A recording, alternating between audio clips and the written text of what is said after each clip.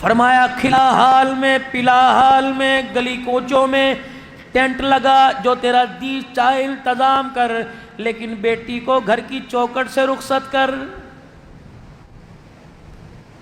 پلے باندھ لو میرے بزرگوں، میرے جوانوں اس بات کو۔ فرمایا بیٹی کو دروازے سے رخصت کرو گے، جس چوکھٹ کو پار کر کے باپ کے سینے سے لگ کر اماں کی دعائیں لے کے نکلے گی، تمہیں کیا پتا اس مکان میں کتنی مرتبہ قرآن پاک پڑھا ہوگا، کتنی نمازیں پڑھی ہوں گی، کتنے سال اعتکاف بیٹھی ہوگی، کتنی صلاۃ و تسبیح پڑھی ہوگی، شب قدر شب برات کی راتوں میں کتنی اللہ اللہ کی ہوگی۔ رب کعبہ کی قسم ہے، جب بیوٹی پارلر سے سج کر شادی حال سے دولہن بن کے جائے گی، کتنے بد نگاہوں کی لعنت لے کے جائے گی، اور جب اپنے گھر سے دولہن بن کے جائے گی، پتہ نہیں قرآن کا اپنے گھر سے کتنا فیض اپنی جھولی میں لے کے جائے گی۔ شاید میری باتوں کا آپ غلط مطلب لو، حالات ہے، مجبوری ہے، لیکن مجبوری کیا کہے کہ رسول اللہ کی طریقوں کا دامن چھوڑ دے، یا مجبوری نہیں دیکھی جاتی۔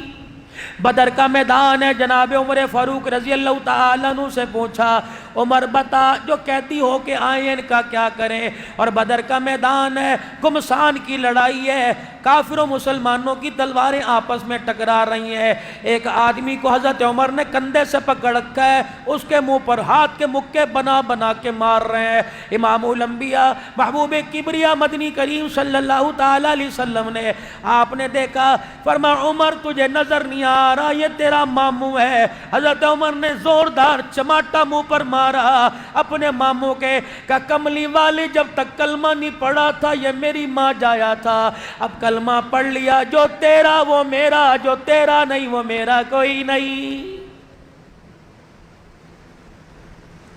صدیق اکبر رضی اللہ تعالیٰ عنہ بیٹھے بیٹے کے ساتھ کھانا کھا رہے ہیں، بیٹا ہنستا ہنستا صدیق اکبر کی طرف دیکھتا ہے، کہتا ابا جان آج جو جی رہا ہے، جو سانسیں لے رہا ہے، یہ میری بخشش ہے، ابا جان یہ سانسیں میری بخشی ہوئی ہیں۔ بدر کا میدان تھا، لڑتے لڑتے تو میری تلوار کی زد میں آ گیا، اور میرے ابا جان میرے تلوار کی دھار اٹھا لی، اس لیے تو میرا ابا ہے۔ صدیق نے ٹکڑا چھوڑ دیا، منہ سے لقمہ نکال دیا ہوگا، اور اٹھے اپنی تلوار نے ہاتھ سے باہر نکالی، کہا اے میرے بچے خدا کا شکر کر، تو میری تلوار کی زد میں نہیں آیا، اگر تو میری تلوار کی دھار کے نیچے آتا، اللہ کی عزت کی قسم ہے بیٹا سمجھ کے نہ چھوڑتا، محمد کا دشمن سمجھ کے تیرا سر جدا کر دیتا۔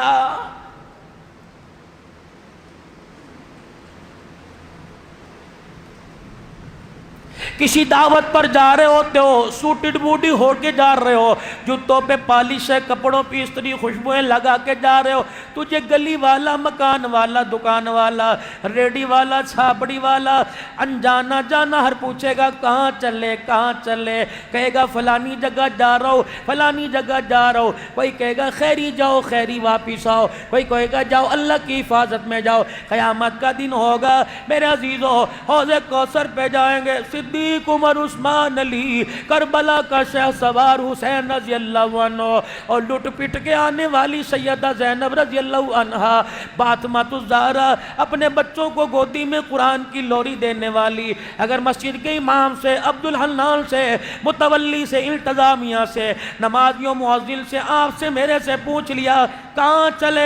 چلے، ہم نے کہہ دیا تیرے نانے کے